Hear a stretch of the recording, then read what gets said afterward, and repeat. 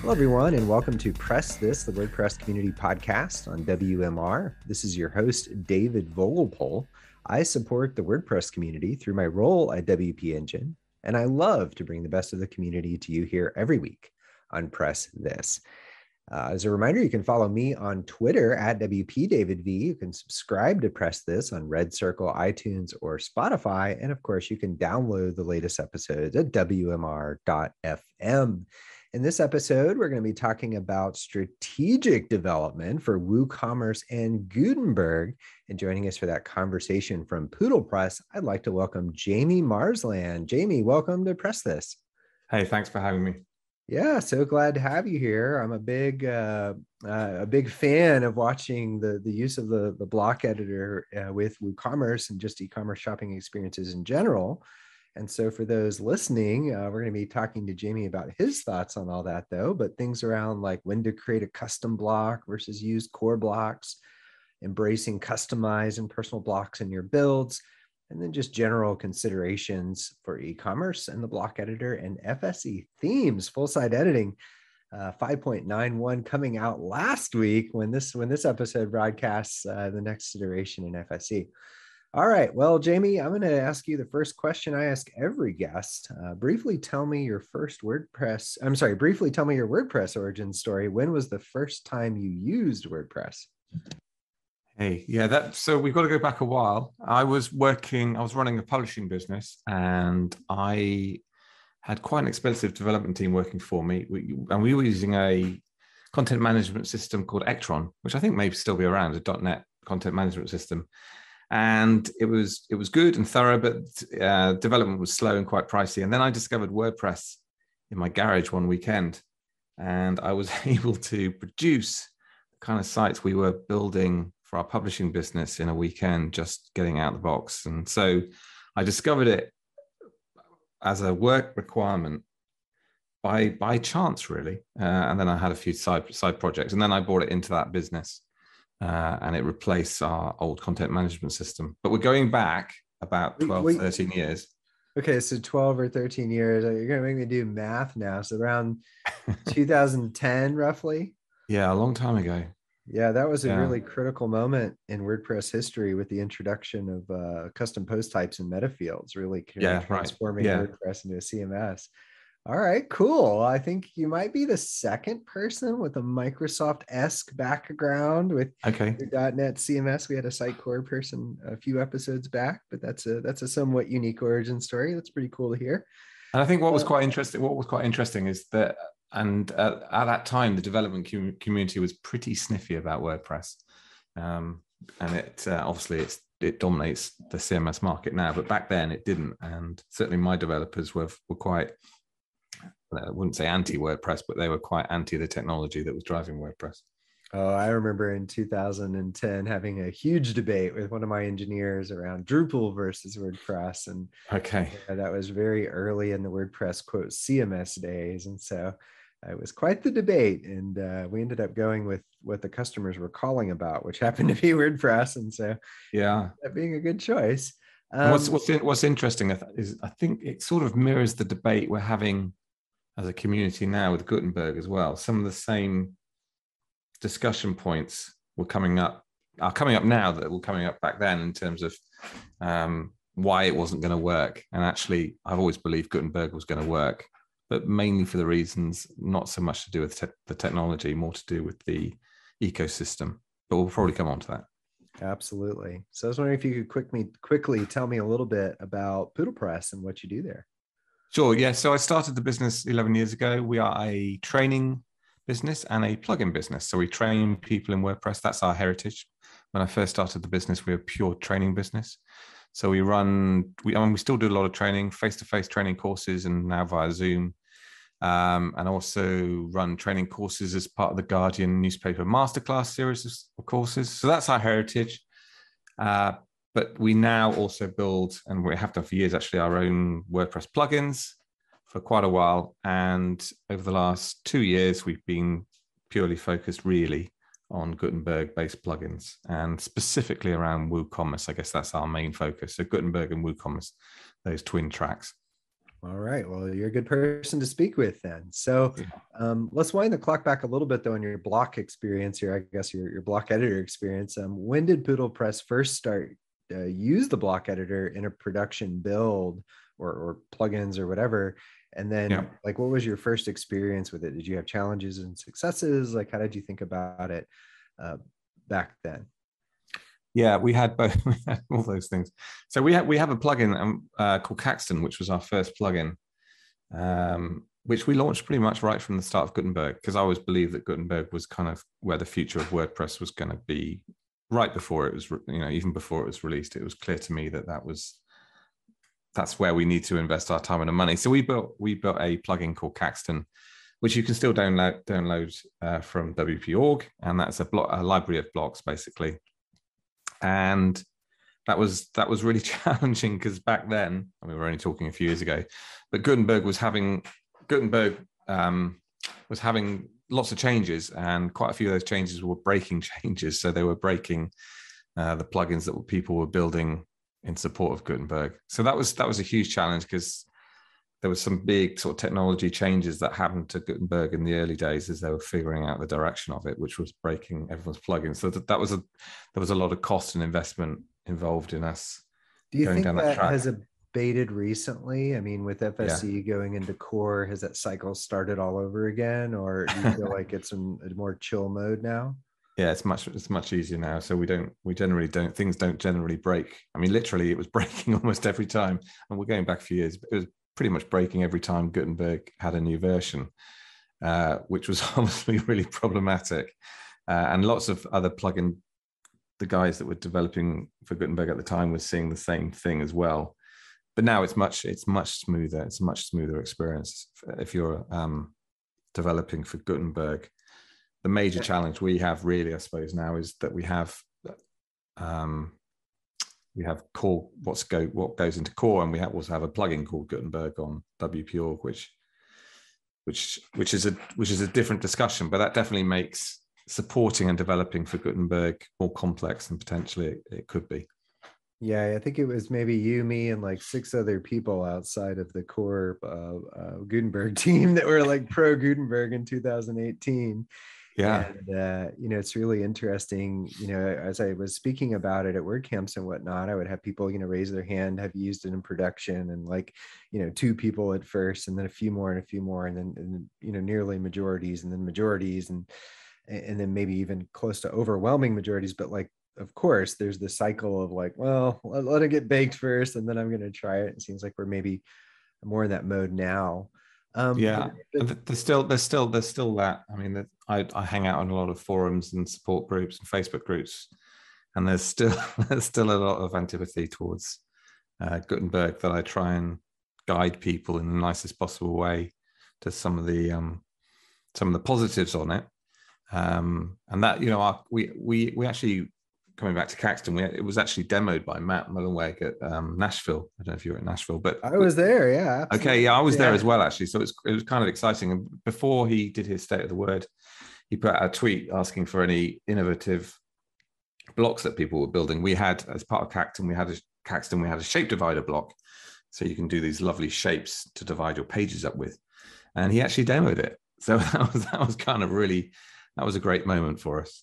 I think I do recall that. I mean, I think the Morton question on Q&A was probably like the most thing that stood out the most from that presentation. Yeah, the questions are incredible. And for those listening, there was a lot of debate around the timing and implementation of Gutenberg, and so some of the Q&A got a little spicy there for those that weren't familiar with that part of what happened during that rollout. But it seems like things, like I kind of reiterate with you, it feels like things are in a less breaking zone now with changes, and that you can rely on it more into products and sites that you build. Would you say that's fair? Yeah, 100%. Yeah, it's really stable now. So yeah, we've had no issues for a long time in terms of the core Gutenberg.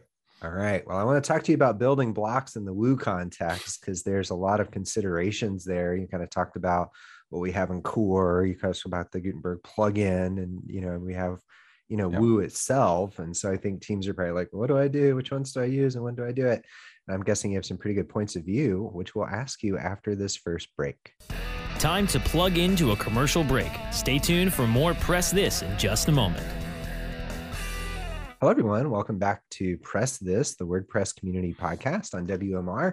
This is your host, David Vogelpohl. I'm interviewing Jamie Marsland of Pootlepress about strategic development for WooCommerce and Gutenberg. Jamie, right before the break, you were sharing a little bit around how some of the challenges you experienced over the years with Gutenberg, and a lot of that being anchored in, as Gutenberg or the block editor evolved in core, kind of introducing breaking changes and how that's kind of chilled out a little bit, which is good. But I want to shift gears now into talking about block strategy. So I kind of mentioned before the break, like Woo has blocks, WordPress core has blocks. What is your decision process for when you might go with like modifying or styling a core block or Woo block versus, say, building a custom block? Like when do I style something off the shelf or versus when do I build something from quote scratch? How do you think about that? Yeah, so I think of it really from a product point of view. Really, I guess the first thing to say is we were pretty quick out the blocks with our WooCommerce blocks. So we have a plugin called Woo Build the Blocks, which lets you customize the Woo product page using product blocks. And I know that WooCommerce are going to build something similar at some point, but we've had this out for a couple of years. So there's a few questions that we kind of go through. Things like, do we think that if we're talking about WooCommerce, do we think that WooCommerce will replicate the blocks that we're thinking about building at some point? Especially when we talk about core, do we think that the core will build some of the blocks that we're going to build at some point? I'm seeing a lot of that at the moment in some of the block libraries, where actually there's a lot of blocks in the block libraries out there, that some of the most popular block libraries that actually you can replicate pretty easily now just with core Gutenberg. So that's a key question. Can you do in core, or will you be able to do in core what we're thinking about doing? Because if you're going to be able to do it in core, then there's not much point us. So that's your point of view. Like that's kind of like answering the question, like from your product development point of view. Do you have like a point of view, like for teams that might be considering things like block libraries or core blocks or whatever versus like custom? And totally get it from your like product development perspective. I'm just curious if you have an opinion from like a dev team perspective. Well, also from an end user, I see a lot of, in our training business, we see a lot of training. We see a lot of people's websites where they're using third-party plugin libraries where they really don't need to. And they're just, that's okay to a certain point, but obviously it's better if you can just use what's in core, because your technical debt going forward is going to be much smaller. I see tons of that stuff. But that's partly because this stuff was missing in core to start with. Like a lot of people will be using like container blocks or group blocks or columns blocks, or they'll use third-party layout blocks, whereas actually you can do a lot of that stuff in the core columns block now, but you couldn't a year ago. And the group block now is becoming more powerful. I think this week they've just announced that it's going to have margin control. So a lot of these block libraries have filled the space which core probably should have nailed earlier on. And so people have all these block libraries which aren't really doing a huge amount more than core should be doing or will be doing at some point soon. So it sounds like, kind of thread through some of the statements you said, it sounds like tech debt, right? If I use a core block, then I'm not using a third-party plugin that I later have to reconcile with tests and compatibility. And, why build something from scratch that you have to maintain when you can apply styles to something, out of core, or maybe even a block library where you don't really have to do as much maintenance on the code. Yeah, and it's also a huge, again, coming back to the training, it's a huge training and support cost for a lot of organizations when they're having to train people on specific blocks, whereas actually they could be using in core. And again, I come back to, I see a lot of misuse of things like ACF, advanced custom fields, where people have historically used that for really simple layout stuff that you can do incredibly simply in the Gutenberg block editor, where you might just have, a couple of sections on the page, which has been built with things like ACF by the dev company. And that now the customer's faced with, they can't actually edit that page unless they go back to the agency. Whereas actually you can do all that stuff really, really simply in just Gutenberg core now. So it's that kind of stuff really that hopefully Gutenberg is going to start to solve for a lot of companies. It's that ongoing cost bit. Yeah, so to invoke a few more pillars, I guess, from your considerations as I hear you talk, it sounds like another one is like speed of the build for the builder. Yeah. And then the other one would be the use, the usability of the experience for the content creator. If you were an agency, maybe your client, or in a company, your marketers or whatever. But it sounds like it's a blend of those considerations as you think about it. I think that's massive. The number one reason why, and this is quite interesting for agencies as well. The savvy ones will get this, but the number one reason why people come on our training courses, if they're coming from, they already have a WordPress site, is they want to reduce cost they're paying to their agencies. So, and partly that is because of the way those sites have been built, that they can't, the companies can't actually edit those sites without going back to the agencies to tweak ACF, or, they built them in such a way that they can't actually edit them. And Gutenberg should solve a lot of that stuff. But, it's funny you mentioned that, because in 2018, as Gutenberg was rolling into core, one of the sentiments that was thrown around is they won't need, the clients won't need us anymore. They'll do it all on their own. And here we are, 4 years later. And I mean, I know there's been some pandemic stress, but I feel like all my agency friends still have jobs. So like, it didn't result in that. And so like, I wonder if like the motivation for the brand is to, quote, not pay the agency as much versus, not have to pay for small edits. Like, I feel like when you're paying an agency, you're ultimately paying them to grow, and editing a page and having to pay hourly for every edit on your site does not sound like a strategy that helps you grow. No, exactly. And that, the value will shift upstream. So it's, it's positive for the agencies that get where the technology is heading. It won't be positive for the agencies that have those business models that rely on that, what you just talked about. So let me kind of get back to the e-commerce kind of Woo focus for a minute. We have, types of blocks that are helpful for building out content in general. Of course, you talked about column blocks and, other types of content blocks, but e-com is has special use cases, right? So I'm just curious, like, what do you think are the most helpful types of blocks in an e-com context? So I think this plays again back to the Gutenberg conversation. So I think where we've gone so far with Gutenberg, we're using Gutenberg to recreate what we could always do with WordPress. And it's kind of like the plumbing phase in a way. The next bit for me is the really exciting bit, where we start to use blocks to do things we couldn't really do before. So for example, we've built a number of blocks that help take sites to slightly different places. So we have a block which is a recently viewed product block.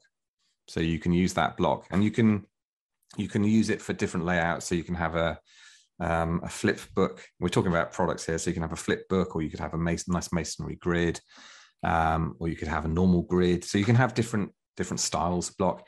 But the recently viewed product will basically display any products that you've used on somebody's website as you browse the website. So you'll go to a page and it'll actually show you the products that you have shown interest in, and you can put that block anywhere. So you could put that block in the My Account page, or you could put that block on the thank you page. It's entirely up to you where you put that block. Or your sidebar now, right?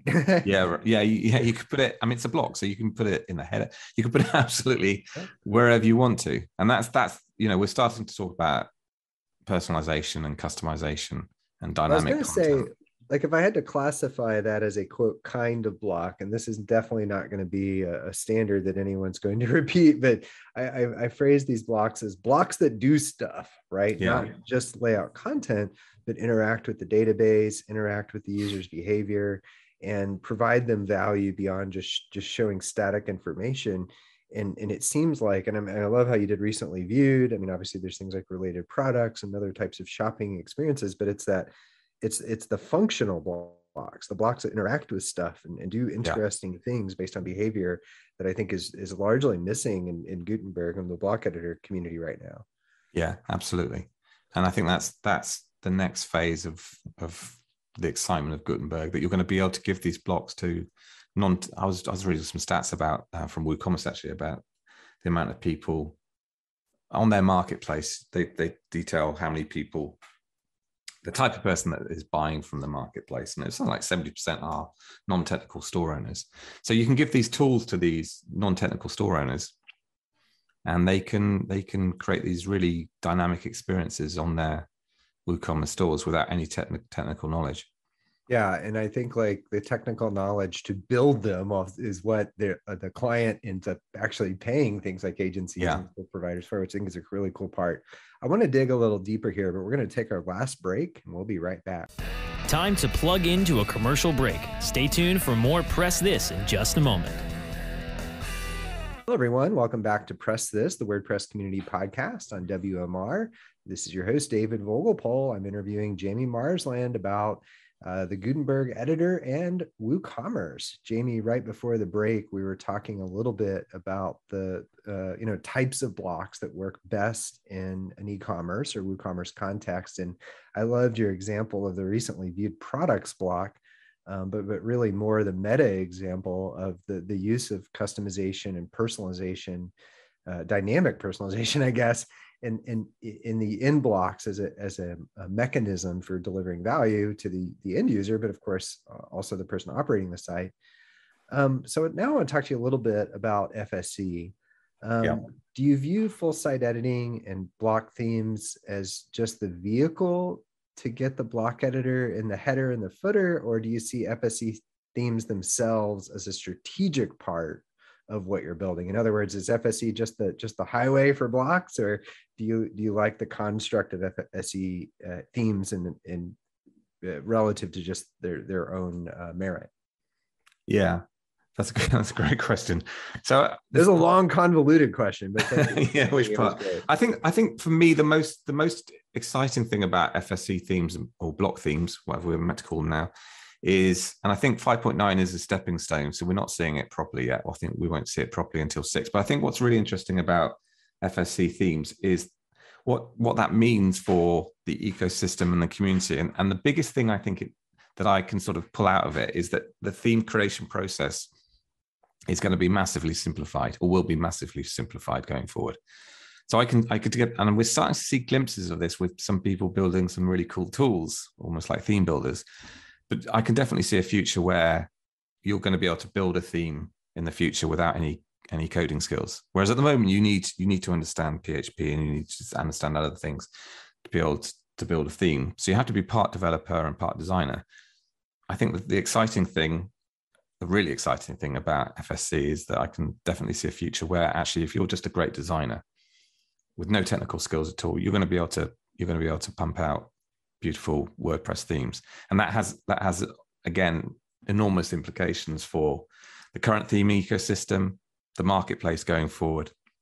I think that's going to be a really, really, really interesting place to play and watch what happens there. I mean, it feels like FSC themes also provide a path for people with more moderate PHP skills versus classic themes. Yeah. Just absolutely. Because of the use of things like theme.json and just the simplicity of the approach. So I feel like even without the, I guess, quote, WYSIWYG approach or non-code approach, the FSC approach in general is more accessible to more people. Yeah, I actually did it because I've got a YouTube channel. I actually did a tutorial on how to build your own FSC theme. And it's really, really, really simple. I mean, it's incredibly simple to build your own FSC theme. I mean, the theme I built wasn't beautiful, but technically it's incredibly simple to use because you're just basically pulling in blocks. That's all you're doing. So the theme architecture has become much, much, much, much more simple. Okay. And I know with complex sites like WooCommerce sites or e-commerce sites in general, having a simple, performant and elegant theme is a big strategic part of that build. Do you agree? Yeah, absolutely. But now if you use an FSC, a block theme and WooCommerce, and you go into templates, you'll find there's some brand new exciting templates there. So our plugins, WooBuilder blocks and storefront blocks, now can work. So if you use a block theme and you go into templates and you're using WooCommerce, you'll see there's a template called single product template, category template, archive product template. So you can actually go in there and edit the product page template, if you're using one of our plugins, to recreate and design your product page just using blocks. Wow, I'll have to give that a shot. Yeah, it's really, really cool. The bit we're working on this week actually is how you can have different templates for different categories in WooCommerce. So you can have a product that has one design that goes to a category of, let's say, sports, looks like this, and another category has a different design. That's a bit more complex. But we've done the plumbing now. We just released a couple of weeks ago the version of Woo Builder blocks that now is fully supporting FSC. It's really, really cool. It's beautiful to use. Excellent. Well, good luck on seeing that through to the end. Last question here, quick one to round us out, if we could. But what are you excited about, or maybe hoping we'll get for the future of the block editor in Woo? What would you like to see, or what do you think is happening that you're excited about?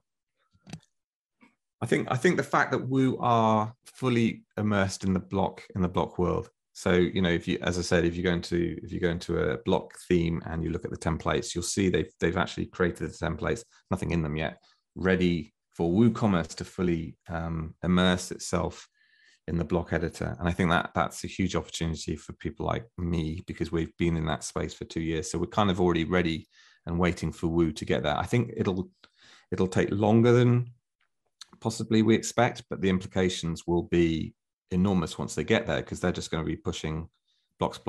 Woo blocks are going to be absolutely enormous in the future. All right. Well, time will tell.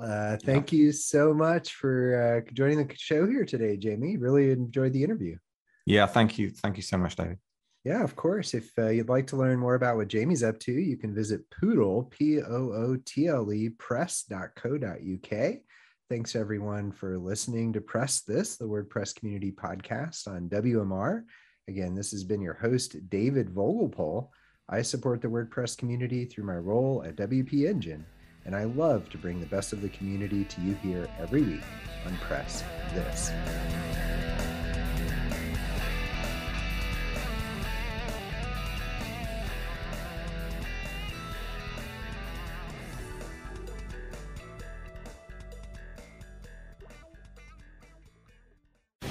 The opinions expressed on this program are those of the guests and hosts and do not necessarily reflect those of WebmasterRadio.fm's management or sponsors. Any rebroadcast or redistribution without authorized consent of WebmasterRadio.fm is prohibited.